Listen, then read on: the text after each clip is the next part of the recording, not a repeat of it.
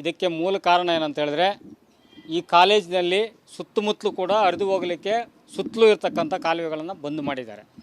ಜೊತೆಗೆ ಇವತ್ತು ಸುಮಾರು ಒಂದು 500ಕ್ಕೂ ಹೆಚ್ಚು ವ್ಯಾಸಂಗ ಮಾಡ್ತಕ್ಕಂಥ ಈ ಒಂದು ಗೋಪಾಲರಾಜು ಕಾಲೇಜು ತಾಲೂಕಿನಲ್ಲಿರೋದು ಇದು ಒಂದೇ ಒಂದು ಸರ್ಕಾರಿ ಕಾಲೇಜು, ಪದವಿ ಪೂರ್ವ ಕಾಲೇಜು.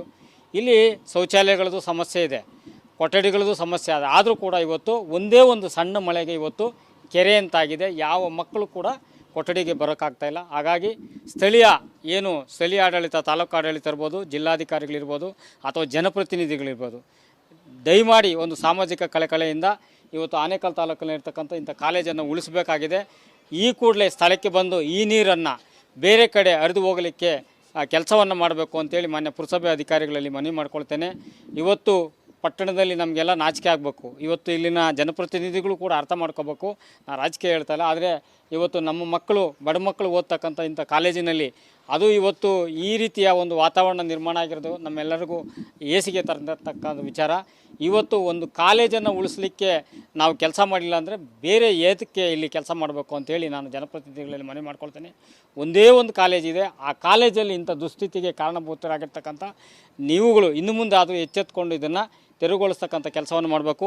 ಈ ಕೂಡಲೇ ಇವತ್ತು ಒಂದು ಮಳೆಗೆ ಹಿಂಗಾಗಿದೆ, ಮತ್ತು ಮುಂದಿನ ಮಳೆಗಳಿಗೆ ಸಂಪೂರ್ಣವಾಗಿ ಏನು ಕಾಲೇಜಿಗೆ ಮಕ್ಕಳು ಬರೋಕ್ಕೆ ಆಗಲ್ಲ. ಹಾಗಾಗಿ ಈಗೇನು ತಾತ್ಕಾಲಿಕವಾಗಿ ಆದರೂ ಈ ನೀರು ನೋಡಿ ಸುತ್ತಲೂ ನೀರು ನಿಂತಿದೆ, ಎಲ್ಲೂ ಪಾಸಾಗೋಕ್ಕಾಗಲ್ಲ.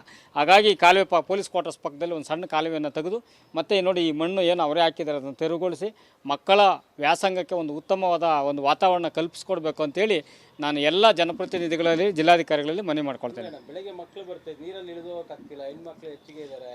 ಆಮೇಲೆ ನೀರು ಈಗ ಅವರು ಆಚೆ ಆ ಕಡೆಯಿಂದ ಬಂದರೂ ಗಬ್ಬು ನಾರ್ತಾ ಇದೆ, ವಾಸನೆ ತುಂಬ ವಾಸನೆ ಆಗ್ತದೆ. ಇದು ಮಕ್ಕಳ ಆರೋಗ್ಯದ ಮೇಲೂ ಕೂಡ ದುಷ್ಪರಿಣಾಮ ಆಗ್ತದೆ.